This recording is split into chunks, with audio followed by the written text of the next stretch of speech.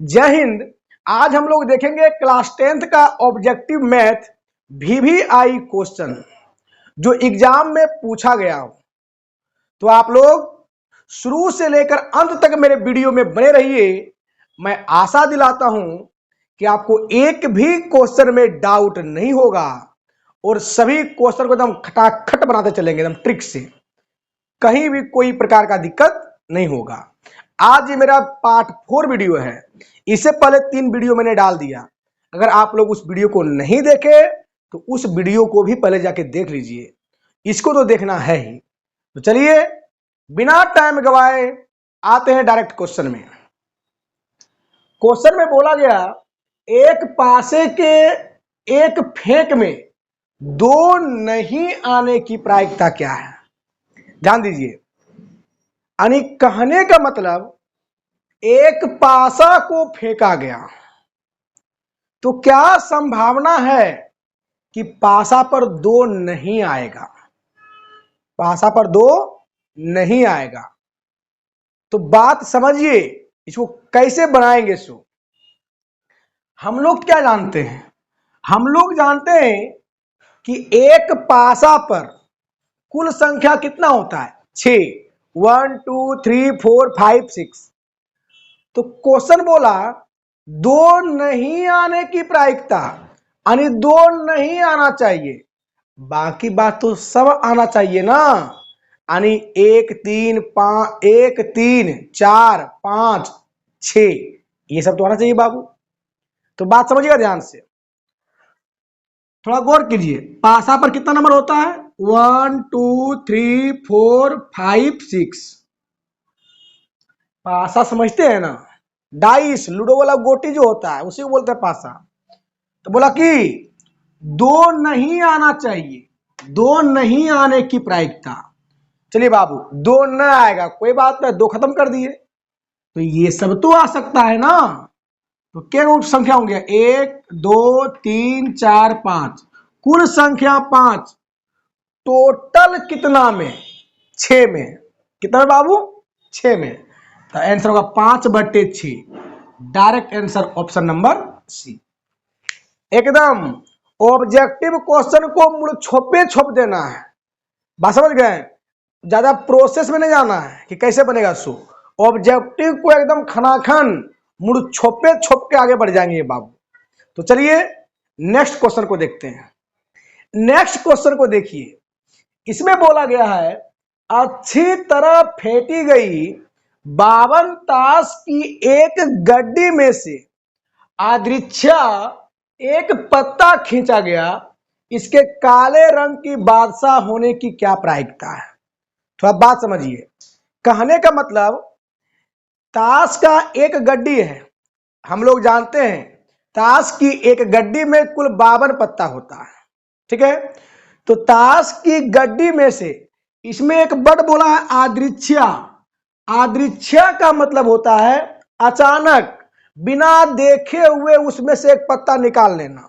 देखते ना ऐसे ऐसे ताश फेंटता है और बोलता है निकालो रे पत्ता खींचो, तो एक आदमी उसको खींचता है बिना देखे, एक पूरा खींच लेता है बाबू। वही बात बोला है। तो ताश की एक गड्डी में से अचानक एक पत्ता को, यानी बिना देखे एक पत्ता को खींचता है, तो उसकी क्या प्रायिकता है कि वह खींचा गया पत्ता काले रंग का बादशाह होगा, काले रंग का बादशाह होगा। पहले एक बात समझिए, ताश की एक गड्डी में कुल पत्ता होता है 52 गो, उसमें 26 पत्ता लाल रंग का, 26 पत्ता काला रंग का होता है। कितना पत्ता बोले, 26 पत्ता लाल रंग का और 26 पत्ता काला रंग का। तो लाल रंग में भी 2 बादशाह होता है और काला रंग में भी 2 बादशाह होता है। बात समझ गए ना, लाल रंग में भी 2 बादशाह होता है और काला रंग में भी 2 बादशाह होता है। तो यहां बोला काले रंग का बादशाह, तो काले रंग का बादशाह होता है 2 ठो। टोटल कितना पत्ता में, 52 पत्ता में। तो 2/52 बाबू काट दीजिए, आपका आंसर 1/, कितना का बाबू, सॉरी 2 के आधा 1, 52 का आधा 26, आपका आंसर 1/26 हो जाएगा। यानी आपका ऑप्शन नंबर बी हो जाएगा।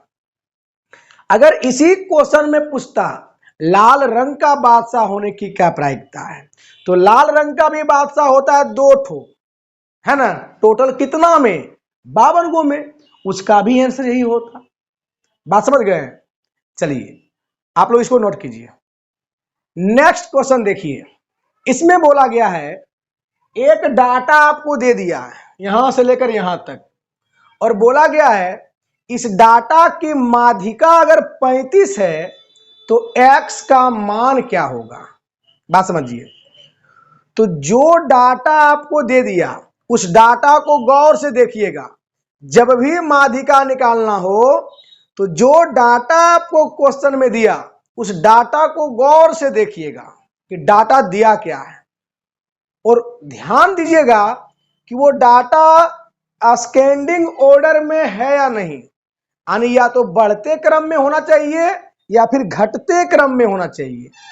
अगर वो असेंडिंग ऑर्डर में हो यानी सीरियल नंबर से बढ़ता हुआ है, बात समझ गए ना, तो कुछ करने की जरूरत नहीं है, सभी संख्या को गिनिएगा।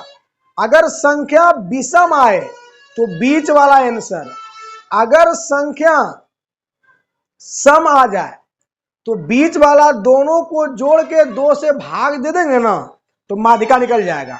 तो गिनिए इसको ध्यान से, 1 2 3 4 5 6 7 8 9 10 11, 11 संख्या है तो बीच वाला ही आंसर होगा। तो बीच में कौन आ रहा है, इधर से 5 को छोड़ दीजिए, इधर भी 5 छोड़ दीजिए, आपका आंसर ये होगा। तो आपका माध्यिका हो गया x, माध्यिका क्या हुआ x। लेकिन क्वेश्चन बोला माध्यिका है आपका 35, क्वेश्चन के अनुसार माध्यिका दिया है 35 और हमारे अनुसार माध्यिका आया है x, इसका मतलब x का ही मान होगा 35, तो हम बोल देंगे x बराबर 35, यानी आपका ऑप्शन नंबर ए हो जाएगा। बात समझे?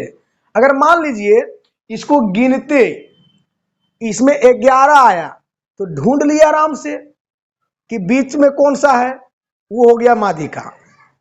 लेकिन कभी ऐसा भी कर सकता है, मान लो ऐसे दे 4 6 8 10 12 16 दे दे और बोले इसकी माध्यिका क्या होगी, तो इसमें गिनिए तो 1 2 3 4 5 6 संख्या है, तो इसमें बीच में कौन बोलिएगा, तो इसके बीच में तो 2 ठो आ रहा है, तो अगर बीच में 2 ठो आवे ना तो दोनों को जोड़ के 2 से भाग दे दीजिएगा, वही आपका माध्यिका हो जाएगा। यानी 8 + 10 दोनों को जोड़िए और 2 से भाग, 10 + 8 18/2 काटेंगे तो आपका आंसर हो जाएगा 9। बात समझे? नेक्स्ट क्वेश्चन देखिए, क्वेश्चन में बोला गया है संचयी बारंबारता सारणी निम्न में से किसके निर्धारण में उपयोगी होता है।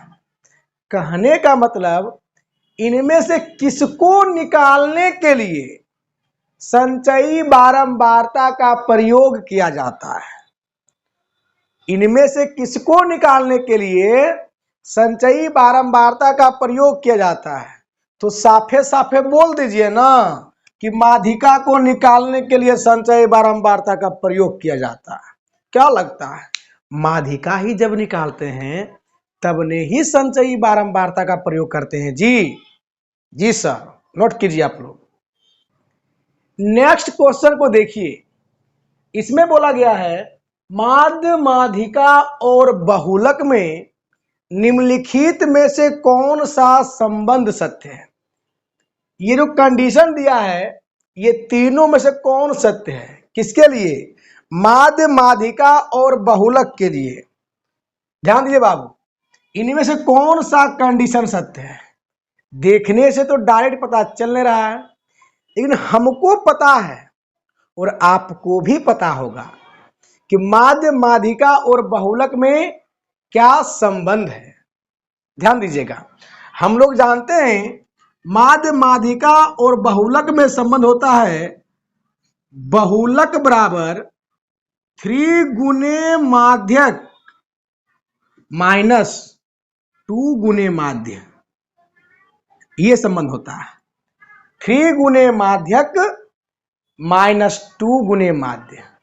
तो माध्य माध्यिका और बहुलक में ये संबंध होता है, और ऐसा तो डायरेक्ट कहीं पे है नहीं, तो ऑप्शन मारू कौन सा।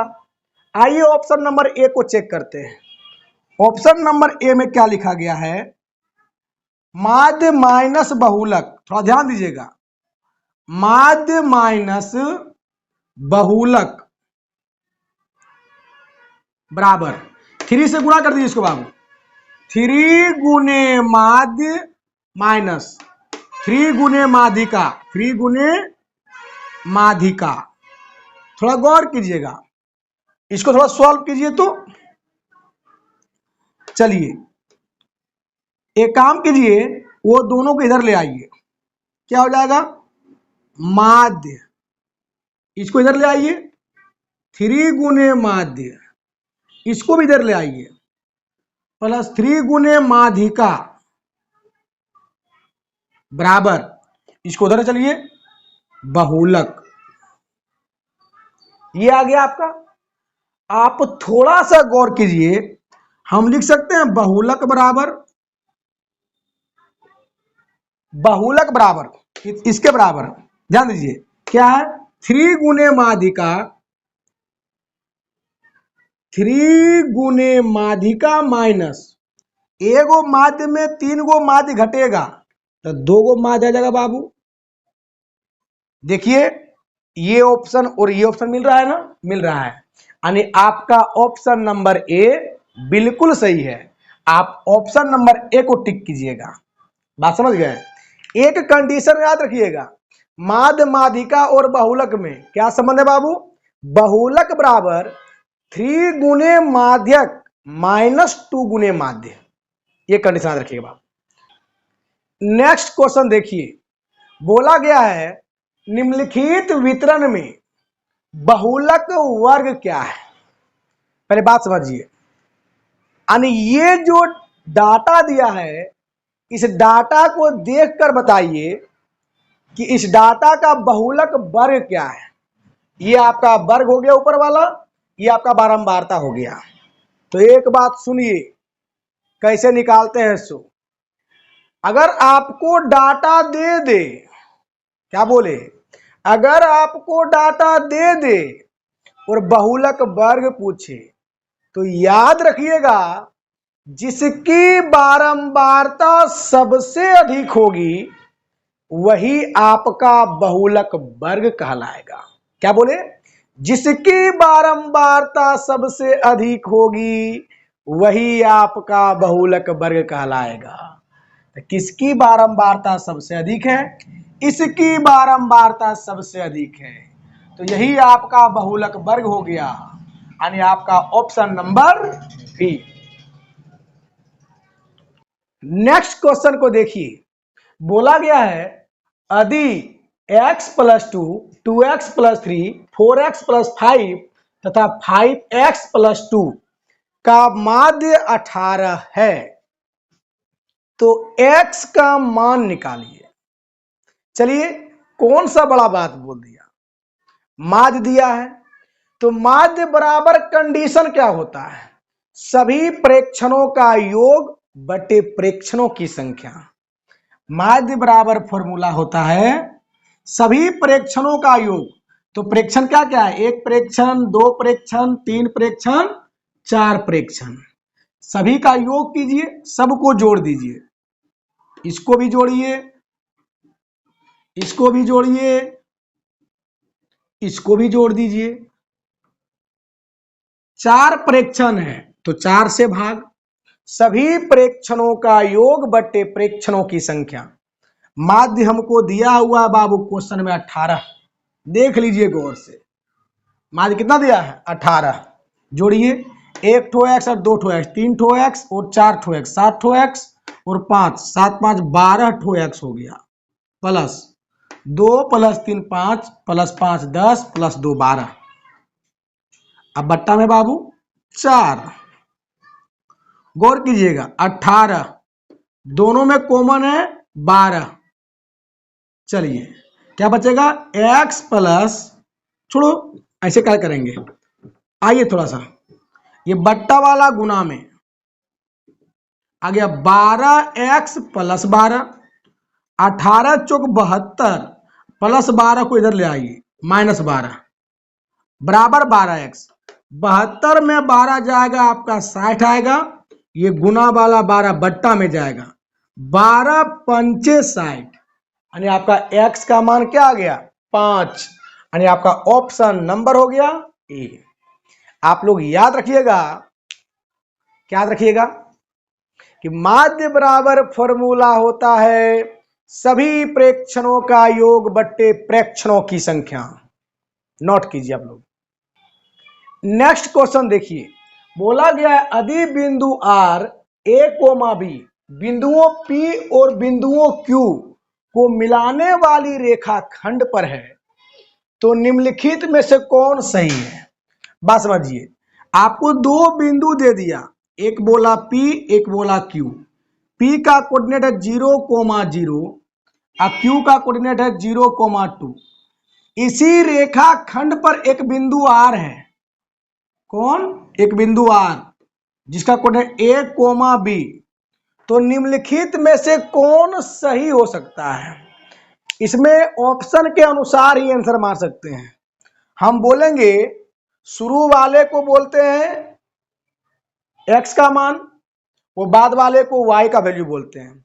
तो इसमें गौर कीजिएगा, इसमें a का मान क्या हो सकता है, यहाँ पे a और b से डिनोट किया है, तो यहाँ पे बाबू शुरू वाला कहलाएगा a का मान और बाद वाला कहलाएगा b का मान। थोड़ा बात समझिएगा ध्यान से, तो ये पॉइंट आपको पता है बाबू। तो कहने का मतलब हम a बराबर 0 कह सकते हैं और b बराबर 2 कह सकते हैं, यही सत्य होगा। तो इसमें से कौन सही होगा, आपका ऑप्शन नंबर ए सही हो जाएगा, a बराबर 0। चलिए आप लोग इसको नोट कीजिए। नेक्स्ट क्वेश्चन को देखिए, बोला गया है सरल रेखाओं x बराबर 2 और y बराबर -3, x बराबर 2 और y बराबर -3 का प्रतिच्छेद बिंदु क्या होगा। प्रतिच्छेद बिंदु यानी ये दोनों किस पॉइंट पर जाके कट करेगा। तो x का मान बोला 2 और y का मान बोला -3, तो शुरू वाले को x का मान बोलते हैं और बाद वाले को y का मान बोलते हैं। तो ध्यान दीजिएगा, तो x का मान 2 बिल्कुल सही है, y का मान -3, आपका ऑप्शन नंबर ए होगा। यानी इस बिंदु पर जाकर के दोनों रेखा एक दूसरे को प्रतिच्छेद करेगा, कहां पे 2,-3 पे। ध्यान दीजिएगा बाबू। नेक्स्ट क्वेश्चन को देखिए, बोला गया है यदि tan थीटा बराबर 15/8 है तो sin थीटा का मान बताइए। यानी tan थीटा का मान दिया और sin थीटा का मान निकालना है। तो ध्यान दीजिएगा, tan थीटा बराबर क्या लिखा है 15/8, और tan थीटा होता है P/B होता है। क्या h पता है, पहले h पता कीजिए। तो h बराबर होता है P² प्लस B²। P का मान होगा 15, 15 का स्क्वायर 225 प्लस B का मान है 8, 8 का स्क्वायर 64, थोड़ा जोड़िए तो आएगा 289, और 289 का वर्गमूल होता है 17। तो P पता है, B पता है, H पता है। हमको पूछा है साइन थीटा का मान, साइन थीटा होता है P/H।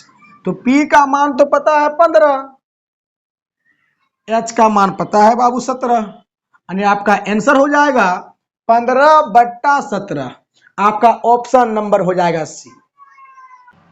नेक्स्ट क्वेश्चन को देखते हैं, बोला गया है यदि tan theta plus cot theta बराबर 6 है तो tan square theta plus cot square theta का मान क्या होगा।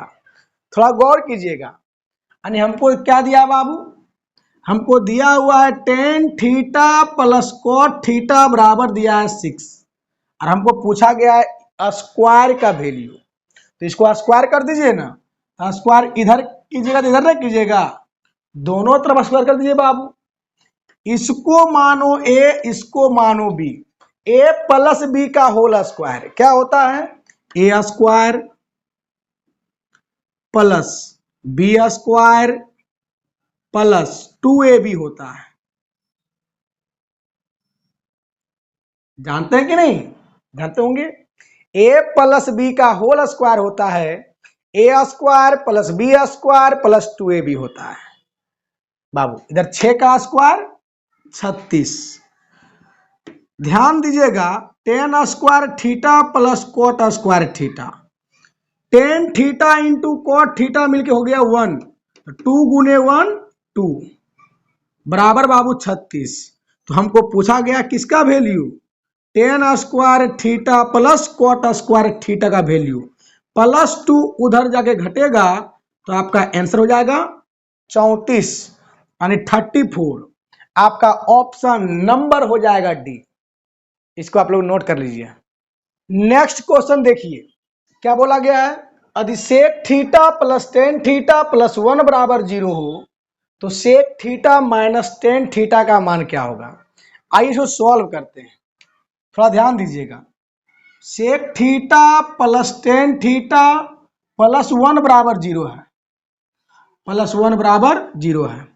मैं इसको ऐसे लिख सकता हूं, sec theta plus tan theta बराबर प्लस 1 को उधर ले चलिए माइनस 1 हो गया।